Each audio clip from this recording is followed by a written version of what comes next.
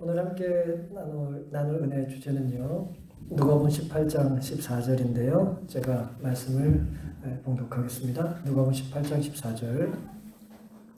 내가 너에게 이르노니 이 사람이 저보다 의롭다 하심을 받고 집에 내려가느니라.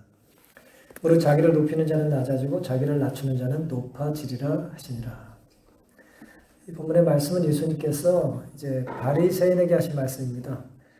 바리새인에게 말씀을 하셨는데, 이제 바리새인에게 말씀을 하시려니 예증을 들어야 될, 이제 비교해야 될 대상이 필요했던 것이죠. 그래서 비유 중에 바리새인과 세리의 이야기를 이제 성전에서 기도하는 모습으로 설명을 하고 계신 것입니다. 근데 본문은 이 사람이 저보다 그랬어요. 이 사람은 이제 세리를 말하는 것이고, 저보다 할 때 저 사람은 이제 바리새인을 말하는 것이죠. 세리가 바리새인보다 더 의롭다 하심을 받고 집에 갔다 그랬습니다. 왜 세리가 바리새인보다 더 의롭다 하심을 받을 수 있었을까? 오늘 제목은 누가 의인인가라는 제목을 좀 정해봤습니다. 누가 의인인가? 혹은 뭐 누가 의로운가? 성경 본문대로 말씀드리면 누가 의롭다 인정을 받을 수 있는가? 그런 맥락에서 오늘 말씀을 드리겠습니다. 먼저 이제 바리새인을 우리가 좀 생각해 보겠습니다. 누가복음 18장 9절에는 바리새인이 어떤 사람이냐면은 또 자기를 의롭다고 믿는 사람이라 그랬어요. 바리새인이 어떤 사람이라고요? 자기가 의롭다고 믿는 사람이에요. 그런데 자기가 의롭다고 믿다 보면 필경 어떤 행동을 하게 되냐면 다른 사람을 이제 멸시하게 되어 있습니다. 또 자기를 의롭다 믿고 다른 사람을 멸시하는 자들에게 이제 바리새인을 얘기하는 거예요. 이 비유로 말씀하시되, 그러면서 10절에 이렇게 말씀하셨죠. 두 사람이 기도하러 성전에 올라가니 하나는 바리새인이요 하나는 세리라. 바리새인은 서서 따로 기도하여 가로되 하나님이여 나는 다른 사람들 곧 토색, 불의, 간음을 하는 자들과 같지 아니하고 이 세리와도 같지 아니함을 감사하나이다. 나는 일에 2번씩 금식하고 또 소득의 11조를 드리나이다. 이제 이렇게 기도를 드렸어요. 자기가 의롭다고 믿고 다른 사람을 이제 멸시했다고 그랬는데 이 내용을 정리하면 이래요. 자타, 이 사람은 뭐예요? 의인이에요. 네. 자기 스스로 의인이라고 생각했고 남들이 봐도 이 사람은 어떤 사람이에요? 의로운 사람이에요.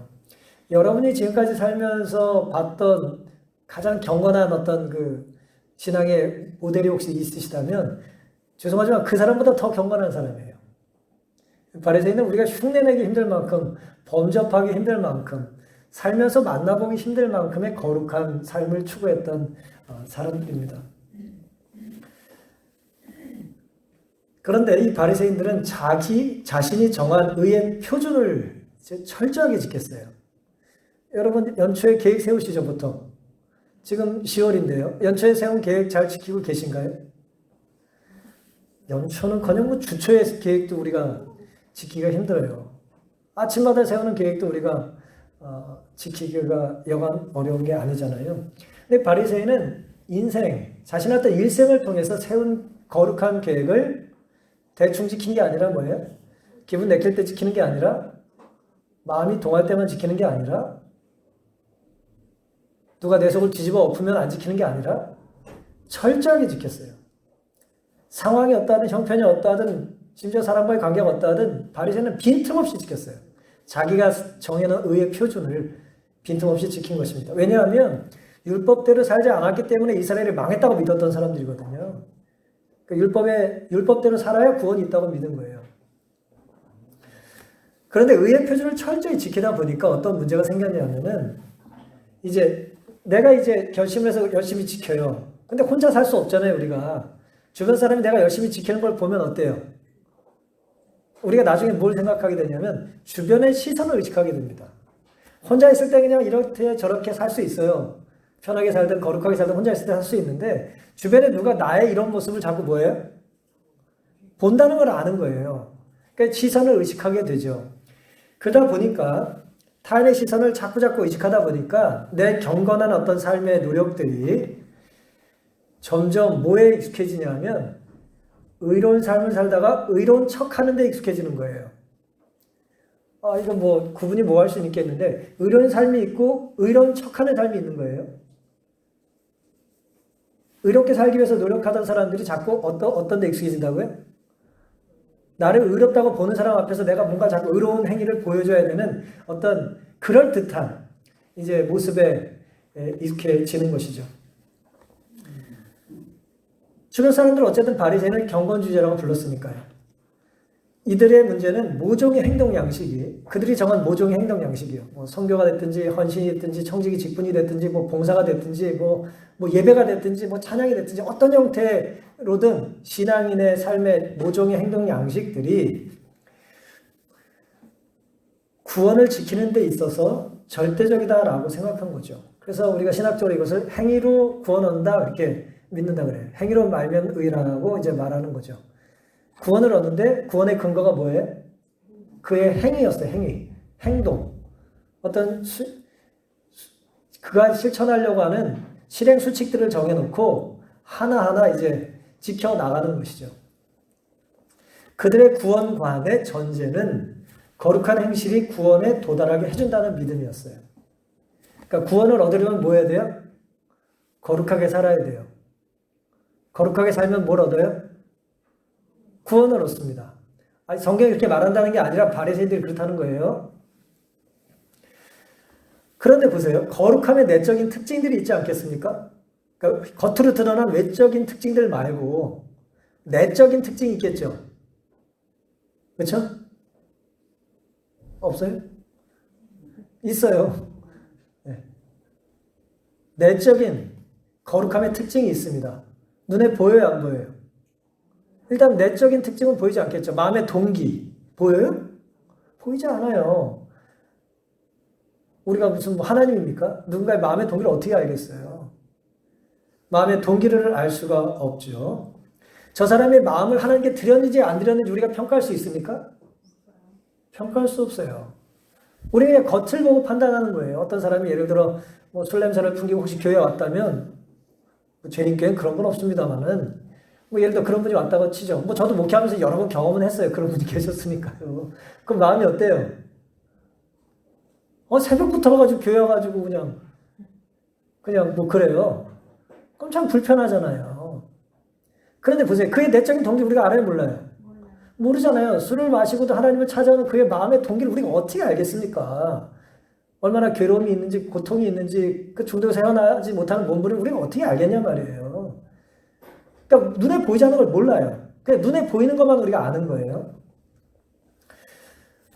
그가 마음을 하나님께 드리려고 왔는지, 그의 생애의 목적을 하나님께 고정하며 바꾸기를 원하는지, 신앙의 본질적인 특징들이 눈에 보이지 않기 때문에 바리새인들은 그런 것들을 점점 어떻게 여겼어요? 소홀하게 여겼어요. 어떤 행위에 초점을 맞추다 보니까 내적인 마음의 중요한 것은 이제 놓치게 된 것이죠. 따라서 예수님께서 그토록 많이 야단치셨던 것처럼 율법의 정신이나 율법을 지키는 동기보다는 그러니까 문자를 더 강조하게 된 거예요. 문자적인 이제 경건이죠. 물론 이게 완전히 분리됐다고 할 수는 없습니다만은 또 완전히 일치됐다고 볼 수도 없는 거예요. 우리가 어떤 가르침의 의미를 잘 모를 때에 어떤 문장이 딱 나왔어요. 그 밑에 그리고 이 가르침을 준 누군가 권위 있는 그 가르침을 준 선생님의 이름이 나와요. 예를 들어 어떻게 해라 아무 게 나오는데 그 어떻게 하라는 의미를 우리가 잘 모르겠어요. 그럴 수 있잖아요.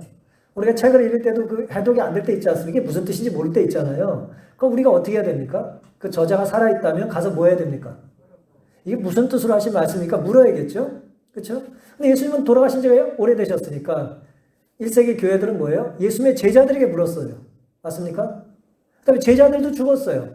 그럼 누구에게 묻습니까? 보통 제자의 수제자에게 또 묻겠죠. 제자들 중에 또 제자의 수제자가 또 있을 테니까. 그래서 뭐 요한이 죽고 나서 예를 들어 폴리갑 같은 사람들의 어떤 그 질문을 우리가 기독교 역사에서 볼 수 있는 건 매우 중요한 거예요. 그런데 우리가 놓치지 말아야 될 게 있습니다. 물론 그 글을 우리에게 남겨주거나 전하신 분이 더 이상 살아계시지 않는다 할지라도 우리가 이제 추측할 수 있는 게 있어요.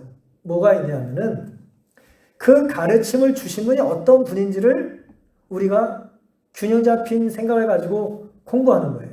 그러니까 그분의 인격이 어떤지, 그분의 마음이 어떤지, 그분이 평소에 어떻게 사셨는지를 생각하면 해석이 잘 안 되는 그분의 가르침이 이해가 될 수 있을까요? 전혀 다르게 말씀하진 않으셨을 거 아니에요. 평소에 강조하시는 게 이건데 이해가 잘 안 되는 문장을 전혀 반대로 우리가 해석할 수는 없지 않겠어요? 그러니까 우리가 하나님의 말씀을 이해할 때는 하나님의 성품을 가지고 이해해야 돼요. 예를 들어 심지어 심판을 한다는 것도 하나님의 사랑의 마음에서 심판하신다는 관점으로 그것을 바라보지 않으면 하나님의 가르침을 우리가 이해할 수 없지 않겠습니까? 그래서 오늘 우리들이 흔히 실수하는 것들이 그런 말 한 적 있냐 없냐는 사실은 중요하지만 그게 중요한 게 아닌 거예요. 평소에 어떤 마음을 가지고 살았느냐 위에 그 말씀을, 그 문장을 혹은 그 표현을 해석하느냐가 중요한 것이죠. 다시 본문으로 돌아가면 율법을 어떻게 지킬까 고민스러울 때는 율법을 주신 하나님이 어떤 분인지를 고민하면 되는 것입니다. 하나님이 율법을 왜 주셨느냐? 라는 질문은 하나님이 어떤 분이냐라고 하는 걸 고민하면 이제 해석을 우리가 할 수 있다는 것이죠. 근데 바리새인들은 자꾸 형식적인 신앙을 하다 보니까 하나님을 생각하지 않고 그냥 형식적으로라도 지키면 된다는 것을 자꾸 강조하게 됐어요. 원래 의도와 다르게 형식적으로 지키기만 해도 하나님을 기뻐하신다는 거예요. 물론 그런 면이 있을 수는 있어요. 하지만 그것이 정말 하나님의 뜻이냐라고 하는 건 우리는 이제 생각해 봐야 되는 것이죠. 예수님께서는 누가복음 12장 1절에 그 동안에 물이 수만 명이 모여 서로 밟힐 만큼 되었더니 예수께서 먼저 제자들에게 말씀하여 가라사대 바리새인들의 누룩 곧 외식을 주의하라 말씀하셨어요. 이제 누룩은 이제 좋은 것 이미지로도 사용되고 나쁜 이미지로도 사용되는데 여기서 이제 부정적인 이미지로 사용된 것이죠. 바리새인들의 누룩, 그의 죄성들을 말씀하시면서 그 죄성의 특징은 외식이다 그랬어요. 외식이 뭔지 아시죠? 가식적이고 형식적인 거예요. 앞과 뒤가, 속과 겉이 다른 것을 이야기하는 것입니다. 이 바리새인들의 특징이라는 거예요. 겉으로는 경건한데 예수님 보시기에는 회칠한 무덤같이 보이시는 거예요. 무덤에 이렇게 빨간색, 파란색, 예쁜색 칠한다고 무덤이 그게 무덤이 아닌 게 아니지 않습니까? 빌립보서 3장 4절부터 보면은 바울이 자신이 예수를 만나기 전의 상태를 이렇게 고백했습니다. 그러나 나도 육체를 신뢰할 만하니. 육체를 신뢰한다는 게 무슨 뜻일까요? 외형적으로 자랑할 게 많다는 거예요. 내세울 게 많다는 거예요. 내 이름만 얘기하고 내 가문만 얘기하고 내 학력만 얘기해도 사람들 앞에 내가 인정받을 수 있다는 거예요. 우리가 자꾸 왜 좋은 데 가서 살려고 하고 좋은 학교를 보내려고 합니까? 이름만 대도 사람들이 알아주길 원하는 거거든요. 근데 뭐 이름을 댔더니 아무도 몰라. 그런 학교가 있었냐? 심지어 뭐예요? 불과 반세기 전도 안 돼서 이런 얘기가 있었어요. 제가 20살에 이제 이렇게 외국 가서 여행할 일이 좀 있었는데 그때 관광 안내주던 분이 하신 말씀이 잊어지지가 않아요. 자기가 처음 여행 다닐 때 한국 여권을 내면 이 나라가 어디인지 묻는데요, 사람들이. 공항에서 이거 어디에 있는 나라냐? 이렇게 묻는다는 거예요. 나라의 존재 자체도 사람들에게 뭐예요? 인정받지 못하는 나라의 이제 백성으로 사는 게 얼마나 힘들겠어요. 근데 또 이렇게 말할 수 있잖아요. 내가 그 나라의 수도에서 왔다고 큰 소리 치면 그 나라도 모르는데 그 나라에서 제일 좋은 학교 나왔다고 누가 알아주냐 말이에요. 이제 그게 이제 불행한 이제 내가 속해 있는 단체가 불안을 느끼는 이제 고통 같은 것이죠. 근데 바울은 그렇지 않다는 거예요. 나는 육체를 신뢰할 만하다. 잘할 게 많다는 거예요.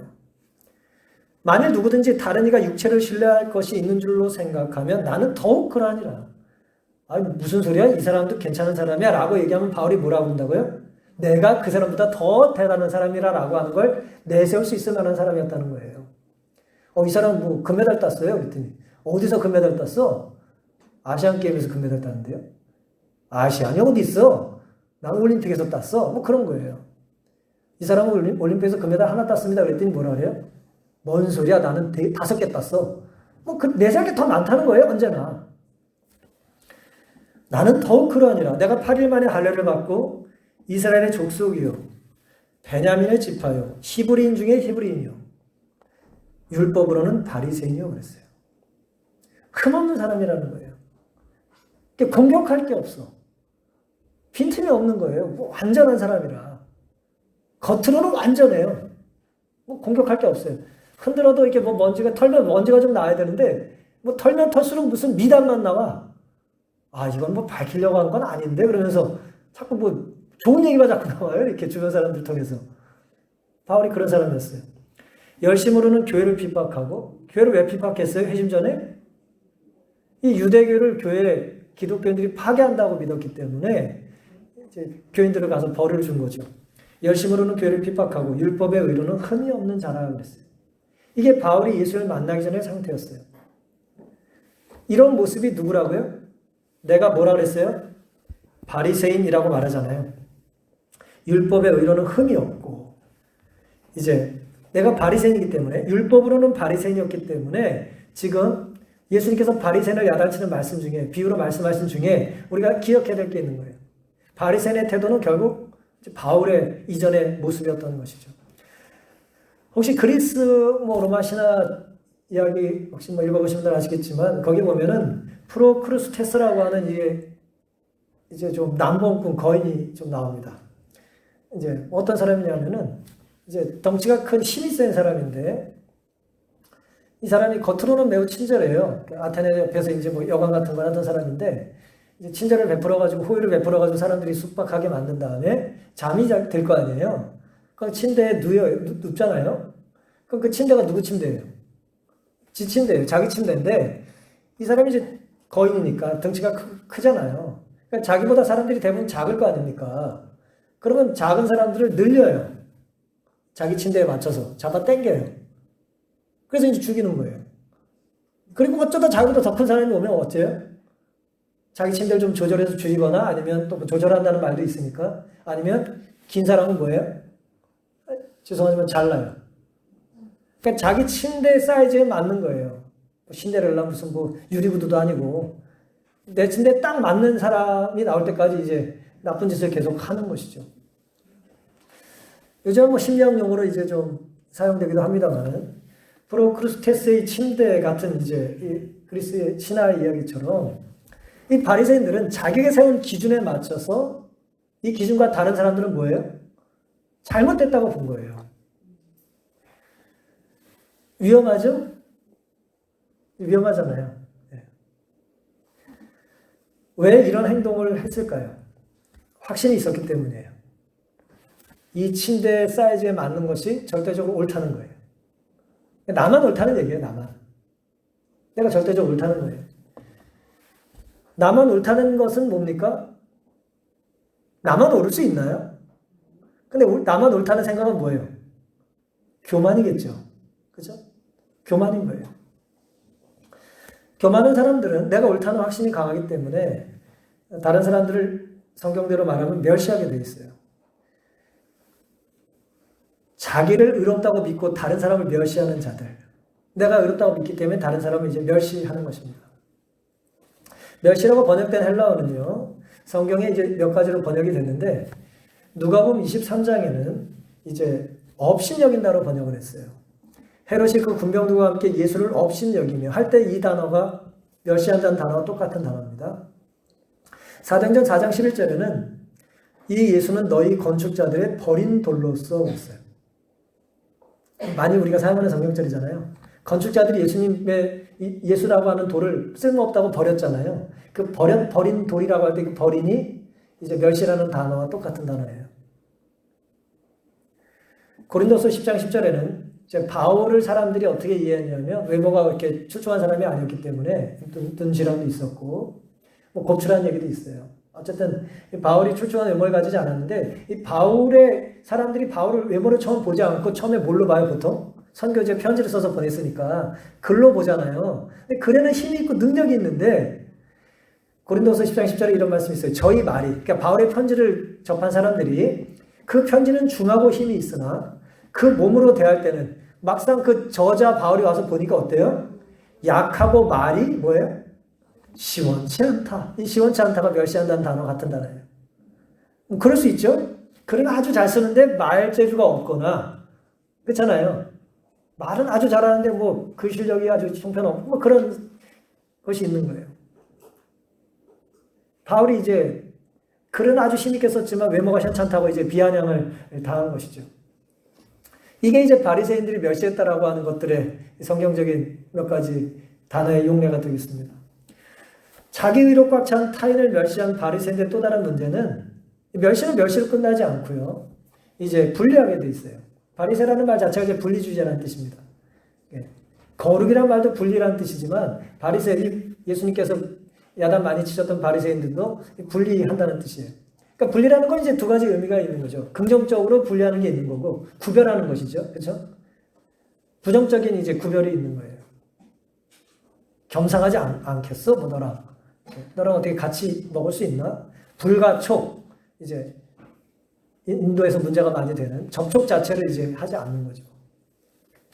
불가족 천민들에 대한 비슷한 개념이겠습니다. 자신은 너무 선하기 때문에 다른 사람과 어울릴 수 없어요. 어울리기엔 너무 선해요. 그는 이렇게 말했습니다. 토색, 도적질을 말하는 거예요. 불의, 간음을 하지 않았다고 그랬어요. 그러니까 자기는 선해서 이런 일들을 하지 않았다는 걸 나열했어요. 그 다음에 금식을 했다고 그랬어요. 1회에 2번 금식을 했다고 그랬어요. 유대인들은 공식적으로 1년에 딱 한 번만 금식했어요. 대속제례만 금식을 했습니다. 근데 이 사람은 1년에 2번이 아니라 일주일에 2번 금식을 했어요. 월요일과 목요일 2번 금식을 합니다. 이제 바리새인들이 이렇게 경건하게 또 2번 금식하니까 나중에 또 기독교인들이 바리새인들과 다르게 금식한다고 1회에 2번 다른 날 금식하고 또 그랬어요. 어쨌든 이 바리새 주의는 뭐 교리와 교단과 무관하게 어디에나 있는 것입니다. 그 다음에 11조를 드린다 했어요.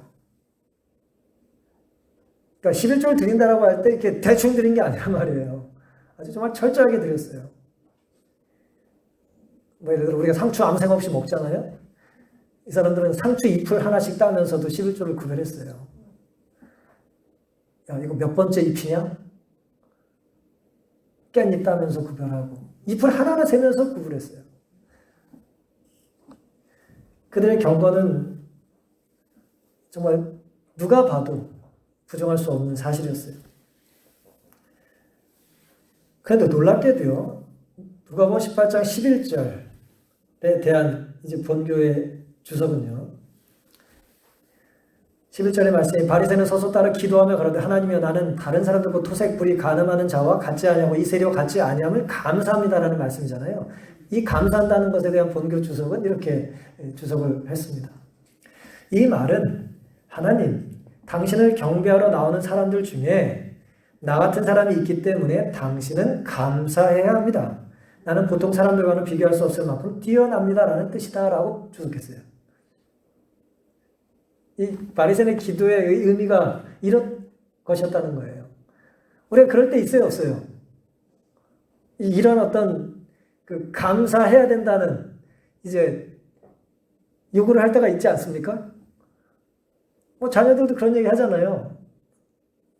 나 같은 자식 있는 거 감사해야 돼요. 뭐 그런 얘기 하지 않습니까? 그런 얘기를 저희 집만 하나요? 아니, 제가 어렸을 때 그런 얘기 했다는 얘기예요. 예. 그럼 배우자끼리 안 합니까? 이런 남편이 어딨어? 그러면서 감사한 줄 알아. 그런 얘기 안 합니까? 배집사님은 왜 옆을 보세요? 예.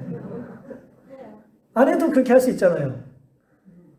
이런 여자가 어딨어? 그러면서 막 이렇게 냄비 들고 이렇게 할 수 있잖아요.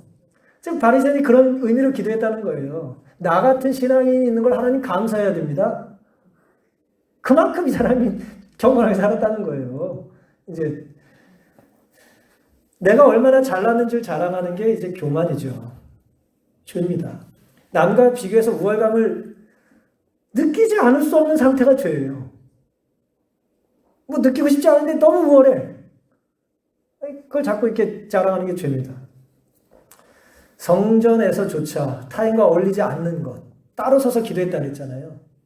그것도 죄입니다. 홀로 의로운 채 기도하는 것. 홀로 기도하는 게 죄가 아니라 의로운 채 따로 혼자 기도하는 것 죄예요.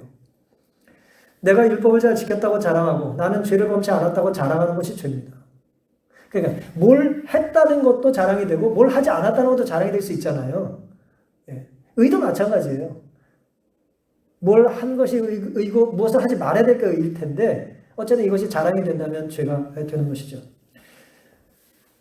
참 두려운 일입니다. 바리새인은 참 두려워요. 왜요? 성전에서 기도 드리면서도 죄를 지을 수 있기 때문입니다. 가장 거룩한 곳에서 가장 귀한 일을 하면서도 뭐 할 수 있어요? 죄를 질 수 있는 것입니다. 그러니 거룩한 공간과 시간의 물리적인 구별, 그러니까 안식일의 성전에 있는 거겠죠. 이 자체가 하나님의 임재와 축복을 독점하거나 보장할 수 있는 건 아닌 것입니다. 하나님, 내가 안식일의 성전에 있습니다. 복 주셔야 됩니다. 이 안에 오셔야 됩니다. 라고 우리가 건방지게 기도할 수 없다는 것이죠.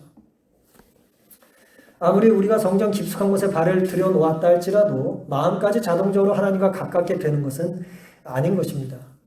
바리새인의 감사를 보면 모든 감사가 다 하나님 마음에 합당한 것도 아니에요. 입만 열었다면 감사하는 사람이 있을 수 있거든요.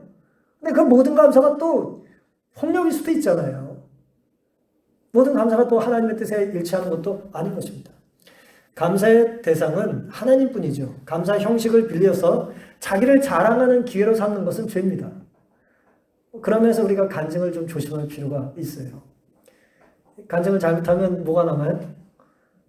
자기 자랑이 남아요. 하나님이 안 계세요. 제가 아는, 제가 존경하는 귀한 자매님 한 분 계신데, 이분이 이제 안 좋은 병에 걸리셨다가 치료를 받으셨어요. 이제 항암치료를 계속 받고 계시고 회복 중이신데, 간증을 이제 몇 차례 하시면서 어느 날 이제 그런 생각이 들어서 더 이상 간증을 거절하셨다는 얘기를 제가 얼마 전에 듣고 제가 마음이 좀 감동을 받은 일이 있습니다. 이렇게 말씀하셨어요. 여기저기 이제 간증을 해달라는 거예요. 어떻게 회복되시고 어떻게 그 큰 질병을 극복하셨냐. 경건하신 분이거든요. 제가 수십 년 아는 분이니까. 근데 이분이 절실하게 하나님만 붙잡는 그런 마음으로 간증을 시작했고 지금 기도 중이고 회복 중인데 어느 순간 하나님보다 내가 남더라. 이제는 간증하는 것을 내가 죄송하지만 거절하고 있다. 죄송하다고 말하고 있다. 그렇게 고백을 하시는 얘기를 제가 들었습니다.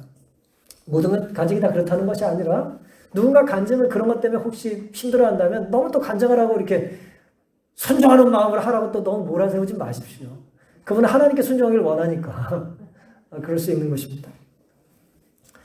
하나님의 은혜를 감사해야지 자기 업적을 감사하는 것은 곤란합니다. 바리새인은 자기는 쓸모있는 사람이고 세리는 쓸데없는 사람이라고 멸시했어요.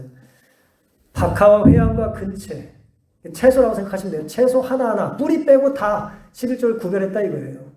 그런 철저한 사람이었지만 그것이 그를 구원해 줄 수는 없는 것입니다. 왜요? 구원은 하나님이 값없이 주시는 뭡니까? 선물이기 때문에 그런 것이죠.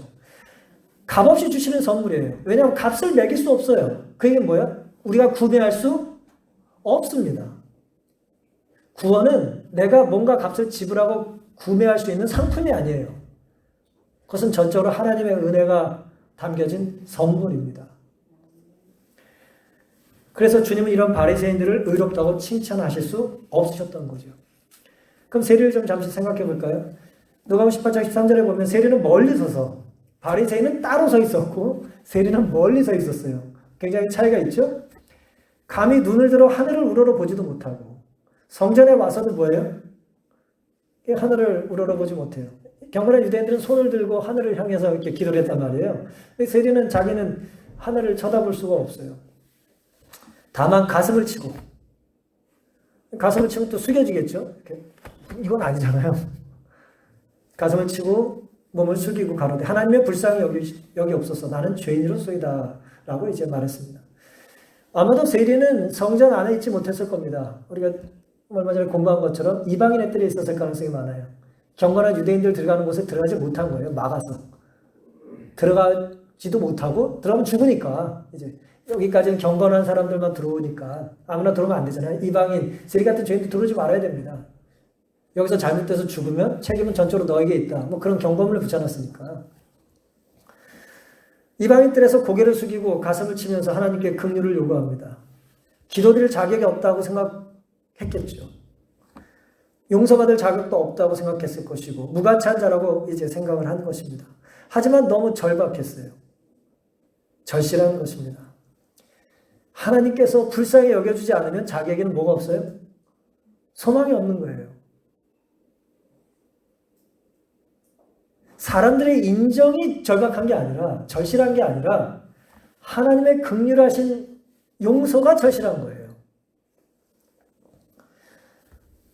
자신이 해야 할 것은 하지 않았다는 것을 알아요. 아까 바리새인은 해야 될 걸 했고 하지 말아야 될 걸 안 했다고 자랑했는데 세리는 정반대예요. 해야 될 걸 안 하고 하지 말아야 될 건 열심히 했어요. 그걸 아는 거예요. 근데 놀랍게도 바울은 회심한 이후에 이렇게 말하지 않습니까? 디모데전서 1장 15절에 믿보다 모든 사람이 받을 만한 이 말이요. 복음이 뭐냐 이거예요. 그리스도 예수께서 죄인을 구원하시려고 세상에 임하셨다. 이 죄인이 누구라는 거예요? 나라는 거예요. 나. 내가 죄인인데 예수님이 나를 위해서 오셨다는 거예요. 구원하시려고. 그러면서 이렇게 말해요. 나는 죄인 중에 괴수다 그랬어요. 죄인 중에 내가 괴수니라. 괴수가 뭐예요? 수.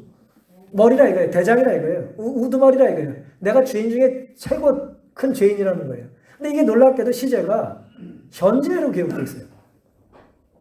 나는 죄수였다가 아니에요.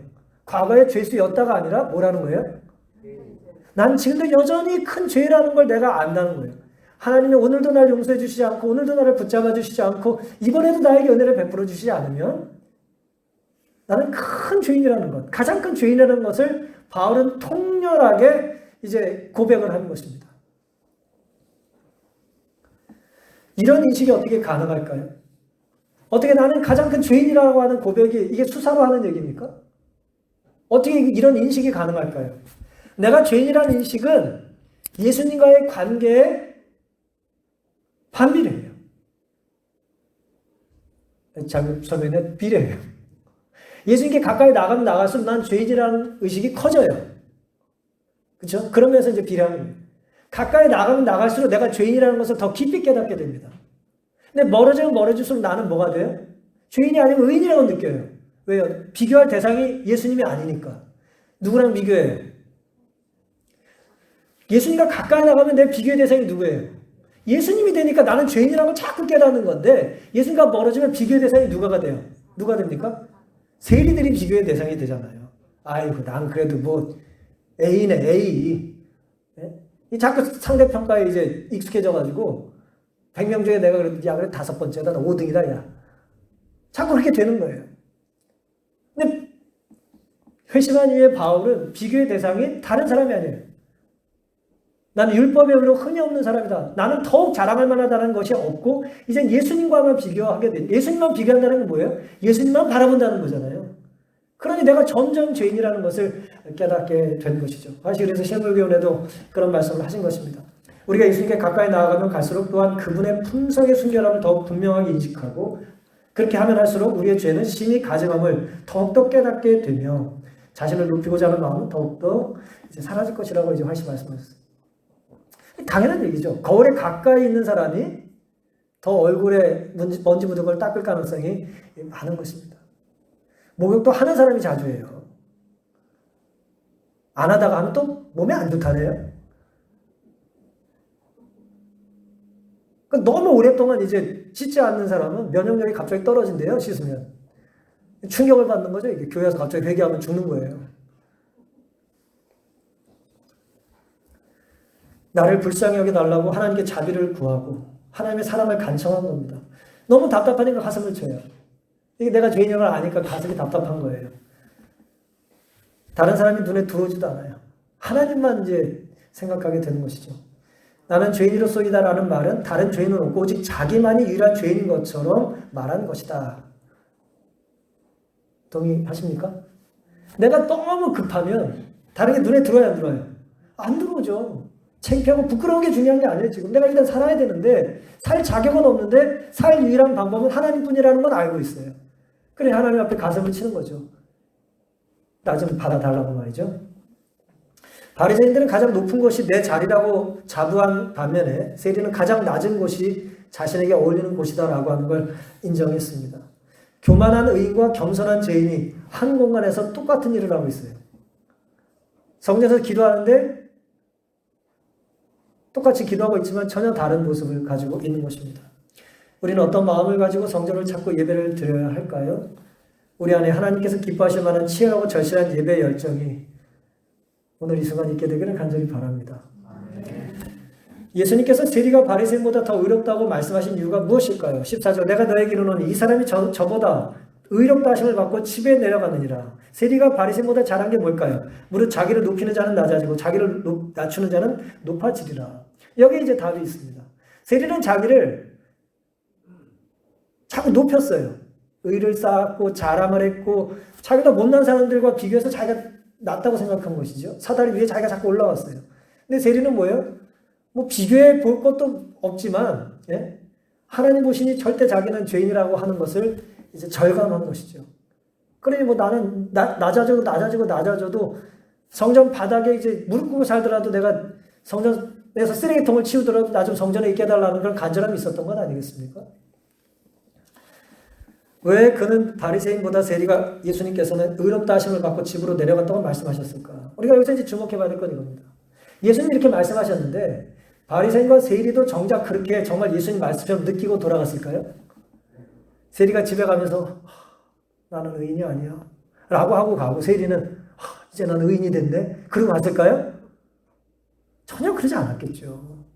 이건 예수님의 평가고 예수님의 말씀이지 그들이 그런 느낌을 가졌던 건 아닐 겁니다.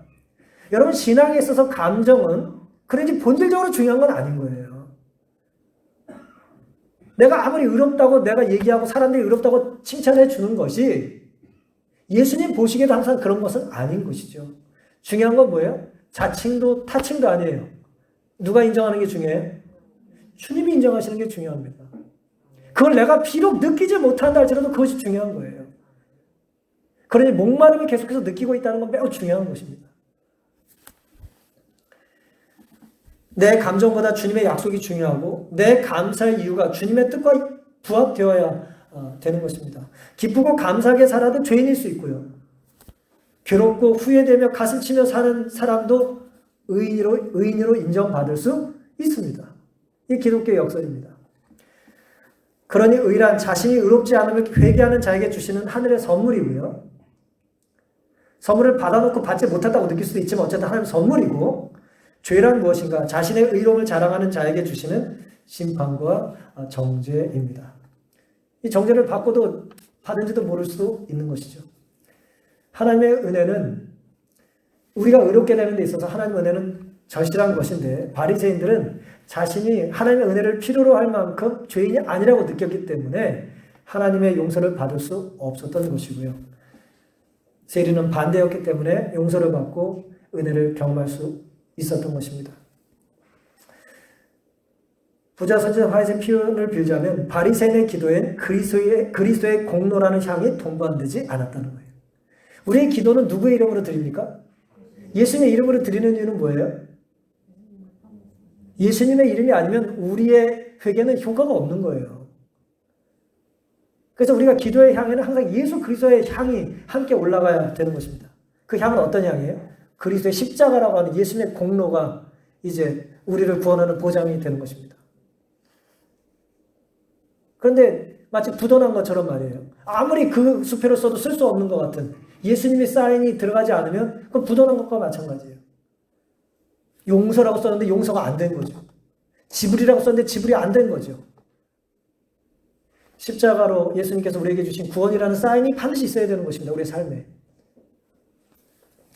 데이빗 매너라고 하는 분이 쓴 책을 읽다 보니까 흥미로운 이야기가 하나 있더라고요. 이분이 이제 경건한 신앙인인데 필리핀에서 이제 선교 사역을 했답니다. 그래서 함께 영적인 지도자들과 함께 열심히 전도를 하다가 어느 날 이제 휴양을 하러 이제 필리핀에 좋은 바다 많으니까 휴양을 하러 이제 바닷가에 간 것 같아요. 스노클링을 하러 갔는데 이 같이 간 사람들은 이제 영성이 뛰어난 거에 비해서 수영 실력이 형편없었대요. 어느 정도 형편없었냐? 아무도 수영을 못했대요. 여러분 수영을 하러 이제 바닷가에 갔는데 스노클링을 하려면 물속에 들어가야 되는데 물을 무서워하고 수영을 못해요. 그럼 어떻게 할까요?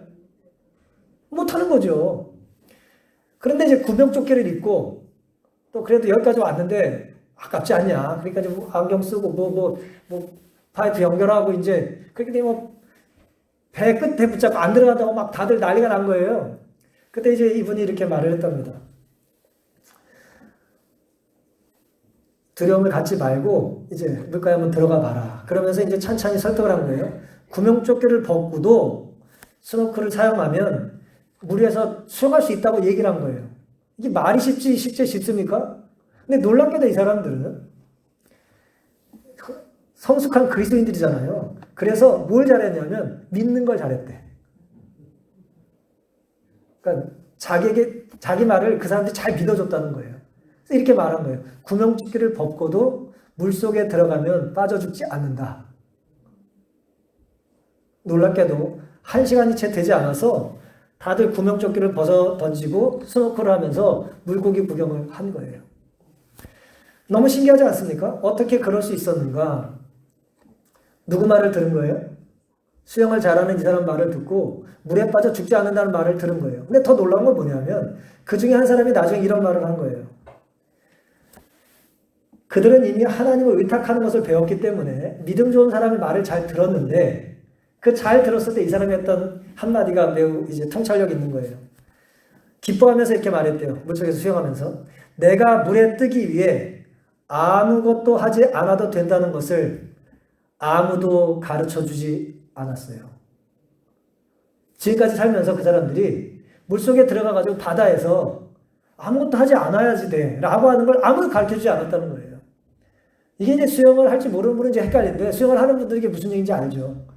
물속에 들어가면 힘을 빼야 돼요? 줘야 돼요? 힘속에 들어가가지고 육체미하면 됩니까? 안 돼요. 그냥 힘을 빼야 돼요. 힘을 빼면 어떻게 됩니까? 부력으로 뜨는 거예요. 뭐 민물에서도 뜨고 바다에서는 아주 잘 떠요. 그걸 안 알려줬다 이거예요. 근데 그거를 알려주고 자기 믿고 하니까 어때요? 뜨다라는 거예요. 사랑하는 성도 여러분, 온 힘을 빼고 물이 날 뜨게 해줄 거라는 것을 믿음으로 내 무게를 맡길 때 뚱뚱하다고 안 뜹니까? 네? 뚱뚱하면 더 잘 떠요. 다 떠요, 다. 고래도 뜨는데 뭘. 다 떠요. 물에 내 몸을 맡길 때 내 몸이 뜨는 것처럼 맡겨야 띄워줍니다. 네? 죄악 세상 고통이 닥쳐올 때 내 의를 의지하지 말아야 되고 내 의를 의지함으로 허우적대지도 말아야 됩니다. 바리새인은 자기 의를 붙잡고 살지만 결국 의롭다 하심을 받을 수 없었던 이유가 여기에 있습니다. 반면 세리는 철저히 자신의 죄를 고백하고 온 힘을 빼고 주님께 자신의 전부를 맡긴 것입니다. 내 몸무게만큼 큰 죄를, 내 나이만큼 많은 죄를, 우리가 연륜이 쌓이면 쌓일수록 뭐예요? 더 의로워지는 게 아니라 하루 더 살면 하루 뭐예요? 어떤 분이 그랬어요. 이제 학교 다닐 때. 때라고 하는 게 때래요. 시간이라는 게 죄라 이거예요. 오래 살았냐? 오래 죄졌다. 그 얘기라 이거예요. 그러니까 우리가 연륜을 더하면서 우리의 죄가 가중된다 할지라도 그것을 누구에게 맡겨요? 예수님께 우리가 맡김으로 나는 죄인이라고 하는 고백을 통해서 우리는 용서받을 수 있다는 것이죠. 로마서 5장 20절 율법이 가입한 것은 범죄를 더하게 하려 함이라. 그러나 죄가 더한 곳에 뭐가 넘쳐요? 은혜가 넘칩니다. 이는 죄가 사망 안에서 왕노릇한 것 같이 우리를 괴롭히는 죄가 사망 안에서 왕노릇하는 것처럼 은혜도 또한 의로 말미암아 왕노릇하여 우리 주 예수 그리스도로 말미암아 영생에 이르게 하려 합니다. 죄가 왕이 되는 게 아니라 은혜가 그리스도가 왕이 될 수 있는 그런 삶을 우리가 살 수 있게 되기를 바랍니다. 로마서 7장 24절 오라 나는 공고한 사람이로다. 비참하다 이거예요.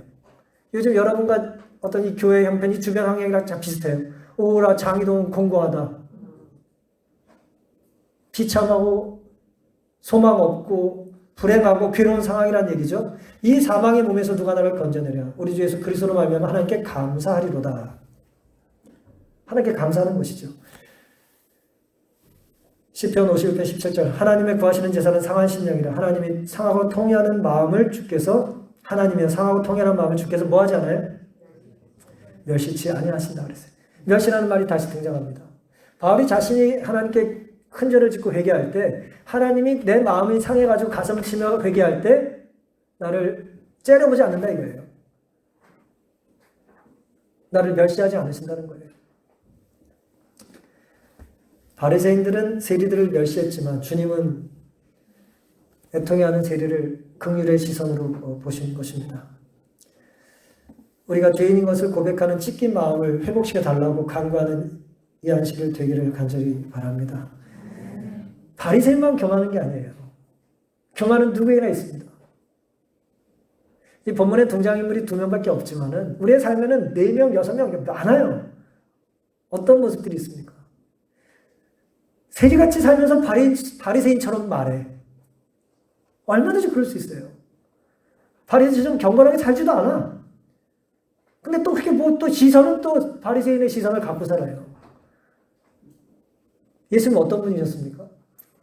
누구보다도 경건하셨지만 시선은 누구보다도 따뜻하셨죠. 나 자신에게는 좀 엄격하고 타인에게 긍휼과 사랑을 베풀면 얼마나 좋겠습니까? 가장 좋은 것은 뭐예요? 바리새인이 세리처럼 애통하며 사는 거예요.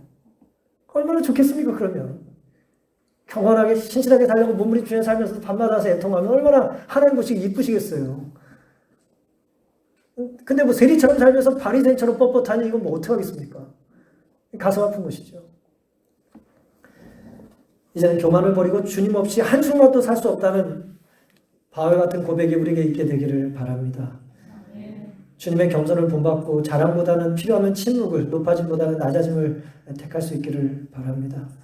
우리 삶의 유일한 주인이 예수님인 것을 우리가 고백하고 정말 우리 안에 우리 자신을 의지하려고 하는 바리새 같은 태도를 버리고 내 온몸을 주님께 맡김으로 우리가 바다에서 몸이 뜨듯이 우리의 모든 것들을 주님께 맡김으로 우리의 삶이, 이 교회가, 우리 가정과 우리 자녀와 우리가 안고 있는 모든 이 산적한 문제들이 주님 보시기에 의롭다, 해결함 받을 수 있는 돌아오는 한 주의 우리의 삶이 되기를 바라면서 오늘 말씀을 마치겠습니다.